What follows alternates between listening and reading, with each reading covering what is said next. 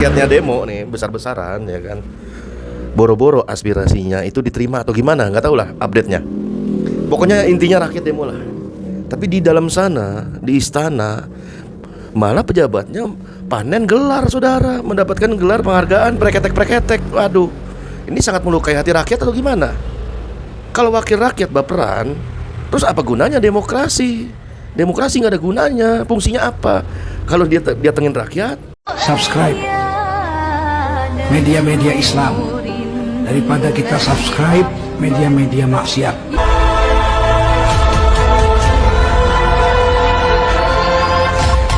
Bismillahirrahmanirrahim. Assalamualaikum warahmatullahi wabarakatuh. Jumpa lagi Al-Fakir Abi Faisal, Selasa 26 Agustus 2025. Bagaimana keadaan saudara dan keluarganya? Semoga semuanya sehat walafiat, mulia, barokah, amin. Allahumma amin, amin ya rabbal alamin. Masih panjang umur perubahan, panjang umur perjuangan. Gak mau berubah, gak mau berjuang. Apa kabar otak? Otak mana otak? Kan rakyat demo kemarin ya. Di saat rakyatnya demo nih besar-besaran ya kan, boro-boro aspirasinya itu diterima atau gimana, nggak tahu lah update-nya. Pokoknya intinya rakyat demo lah. Tapi di dalam sana, di istana, malah pejabatnya panen gelar, saudara, mendapatkan gelar penghargaan preketek-preketek. Waduh, ini sangat melukai hati rakyat atau gimana? Kalau wakil rakyat baperan, terus apa gunanya demokrasi? Demokrasi nggak ada gunanya. Fungsinya apa? Kalau dia datengin rakyat, tapi wakil rakyat nggak ada yang nyambut. Apa gunanya demokrasi Yunani kuno ini, saudara? Kan Puan bilang pintu DPR terbuka untuk rakyat. Tapi ketika mahasiswa datang, rakyat datang, dan juga saudara-saudara yang di jalan itu datang, ya kan, malah justru ditemui pagar beton, oli, atau apalah namanya. Terus jadinya DPR anti kritik dong, bertolak belakang dong dengan konsep demokrasi itu sendiri. Kalau DPR anti terhadap dikritik rakyat, mendingan ganti aja jadi DPAR, Dewan Perwakilan Anti Rakyat, kan gitu kan. Kalau cuman mau duitnya doang, tapi tidak aspirasi rakyatnya, ya kan itu bukan mencerminkan wakil rakyat, ya kan. Terus yang bilang wakil rakyat, kalau ada rakyat yang bilang bubarin DPR itu disebut tolol oleh wakil rakyat, aduh, tuh ribuan ratusan orang tolol pada di jalan tuh, kan dibilangnya begitu kan, kata wakil rakyat itu yang namanya siapa itu, Sarhoni, ya kan. Kalau yang dimaksud Puan, pintu terbuka lebar buat rakyat, wakil rakyat bilang gitu, ya berarti pintu buka dong, ya kan, aspirasi rakyat. Mungkin yang dimaksud pintu ruangan DPR kali, bukan pintu gerbang DPR. Masuk halamannya ditutup, dijaga ketat, saudara. Gaya bicara DPR memang gitu, banyak diplomasi. Kalau iya berarti enggak, kalau enggak berarti iya. Cerita tentang wakil rakyat yang hobinya marah-marah kalau dikritik, malah ngatain rakyat tolol, ya kan. Nah, namanya juga wakil rakyat, harusnya dengerin keluhan rakyat, ya kan. Bukan malah enak-enakan dapat penghargaan, gelar ini, gelar preketek. Pret, boro-boro mau didengerin, dikritik malah langsung ngegas. Padahal waktu kampanye itu bilangnya siap nampung aspirasi rakyat. Ini aspirasi rakyat udah nongol di jalan nih, rakyat udah di depan gerbang nih. Mana janji manis coang kan, ya kan cuma berjibun kayak tukang martabak, ya kan. Giliran udah kepilih, jangan kan nampung aspirasi, dengerin aja kayaknya ogah nih. Maunya dipuji-puji terus, giliran dikritik ya kan malah baper. Kalau ada kebijakan yang tidak pro rakyat terus dikritik, langsung udah keluar jurus andalannya, makar, ujaran kebencian, anti NKRI, anti Pancasila. Terus gunanya demokrasi itu apa dong? Kalau wakil rakyatnya nggak mau dengerin rakyat, terus siapa yang mau dengerin? Tembok. Apa demokrasi cuman buat gimmick doang, seru-seruan pas pemilu doang? Habis itu rakyat dilupain, wakil rakyatnya asik-asik sendiri, tunjangan sekian, gaji sekian, dapat gelar pula. Dulu pas nyalonin, gayanya sok merakyat, naik angkot, makan di warteg, foto sama emak-emak. Sekarang warteg, emak-emak naik angkot udah ditinggalin, diganti dah tuh dengan naik mobil mewah, ya kan, mobil dinas dari rakyat juga yang dikatwal sama patwal lagi. Apakah ada yang begitu? Mudah-mudahan mah nggak ada.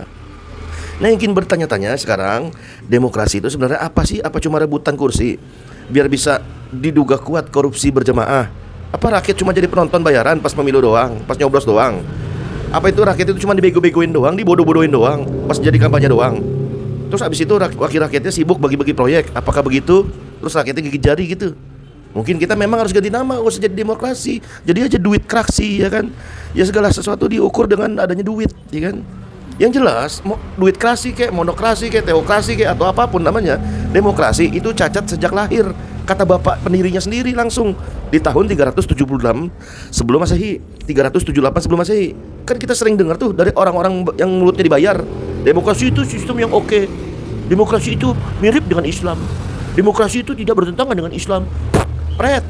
Demokrasi itu pendirinya Aristoteles, Plato, Socrates, kapir-kapir, filsafat-filsafat Yunani. Sedangkan Islam itu dari Nabi sallallahu alaihi wasallam. Terus samanya di mana? Itu kan ada musyawarah sama dengan ajaran Islam. Pret, beda lah. Musyawarah untuk memusyawarahkan, untuk merapatkan, ya kan, sesuatu yang sifatnya teknis. Kalau yang sudah sifatnya wajib, qot'i, itu nggak perlu dimusyawarahin. Nah itulah Islam. Seperti adanya hukum pembunuh bagi orang yang bunuh orang, itu nggak usah dirapat-rapatin, kisos tegakin. Contohnya kan gitu. Hukum potong tangan bagi pencuri nggak perlu dirapatin, nggak perlu nunggu jumlah praksi yang setuju, nggak perlu. Potong tangannya, kan begitu dalam Islam. Beda lah Islam dengan demokrasi. Ternyata di zaman bahla, di zaman 378 sebelum Masehi, pendirinya sendiri bilang demokrasi cacat sejak lahir. Yang ngomong bukan orang sembarangan. Yang ngomong Plato, filsuf Yunani yang otaknya encer. Ya, kata si Plato, demokrasi itu kayak kapal yang dikemudikan sama orang-orang yang nggak punya ahli, nggak punya kompetensi. Walhasil kalau kapalnya oleng sana sini, ya wajar, karena yang mengendarainya itu orang yang nggak punya kemampuan, ya kan? Ada juga yang mengklaim demokrasi sistem terbaik. Coba terbaik menurut siapa? Menurut akal. Kalau menurut akal yes, tapi menurut Allah belum tentu, ya kan? Kalau kita telusuri dari akar hingga cabangnya, demokrasi sistem yang notabene bobrok ini dari awal, dari lahir, cacat sejak lahir, beda dengan Islam. Secara akar, secara batang maupun secara daun, ya kan? Islam nggak butuh demokrasi untuk adil, karena sistem Islam itu datang dari yang maha adil. Keadilan dalam Islam bukan hasil voting. Keadilan dalam Islam nggak perlu nunggu persetujuan makhluk, ya kan? Makhluk-makhluk yang berkedok praksi, nggak perlu. Keadilan itu di dalam Islam lahir ketika ketaatan pada syariat ditegakkan. Karena Islam sudah sempurna, mengapa masih mengandalkan sistem buatan akal manusia? Dalam sistem Islam apa? Ada yang namanya wakil rakyat juga, namanya majelis umat. Kriterianya sederhana. Dia harus muslim, takwa, adil, berilmu, berakal, dewasa. Sederhana, tapi nggak semua orang bisa. Tapi kalau wakil rakyat, siapa aja bisa jadi wakil rakyat. Mau pelacur kek, ya kan? Mau artis kek, mau setan kek, mau dajal kek, atau apalah namanya, seterah lah. Yang penting ada ini nih, ada ini, duit buat kampanye. Beda kan? Beda, jelas, sangat beda. Perbedaan dengan sistem demokrasi, kalau dalam Islam sumber hukum utama adalah syariat. Nggak usah direvisi, nggak usah ditambah-tambahin, nggak usah dikurang-kurangin. Karena syariat Islam itu, ya kan, udah qot'i, udah pasti, tinggal dilaksanain aja.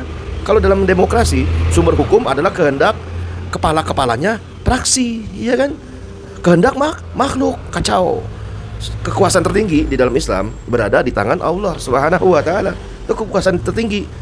Makanya ada inil hukmu illa lillah, hak membuat hukum hanyalah Allah, bukan makhluk. Kalau demokrasi, kekuasaan tertinggi berada di tangan makhluk yang katanya mewakili manusia, ya kan? Yang hidup di negara itu, ya kan? Pret. Akuntabilitas dalam Islam, seorang pemimpin bertanggung jawab kepada Allah dan majelis umat.